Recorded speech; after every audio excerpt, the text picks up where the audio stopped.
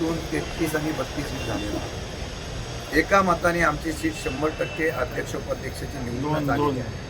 आणि हे ज्यावेळेला होत नाही म्हटल्यानंतर ते केलेलं षडयंत्र आहे. त्यामध्ये प्रशासन, त्यामध्ये पोलीस यंत्रणा सगळे सामील आहेत. आणि ऐका, सामील आहेत.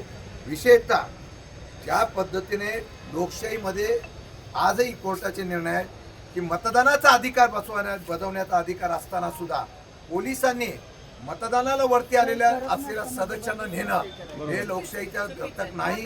कारवाई कायदेशीर होईल, रस्त्यावरची पण होईल.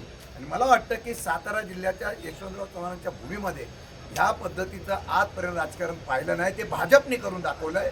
आणि मला वाटतं आज आमच्या महिला भगिनी आहेत, त्या महिला भगिनी अक्षरशः पहिली वेळ आल्यानंतर त्यांना रडायला आलं की अशा प्रकारची कधी प्रक्रिया बघितली नव्हती.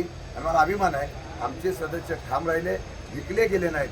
परंतु तरीसुद्धा ज्या पद्धतीने सत्तेचा दुरुपयोग करून ज्या पद्धतीने निवडणूक केलेली आहे त्याचा निश्चितपणे निषेध करतो. पण आमचा विजय लोकशाहीने झालेला आहे, मी ठामपणे सांगतो. हक्कभंग प्रस्ताव आणणार का? हक्कभंग प्रस्ताव आणणार का? दादा हक्कभंग प्रस्ताव आणणार नाही का? थांब जरा, महत्त्वाचा प्रश्न आहे.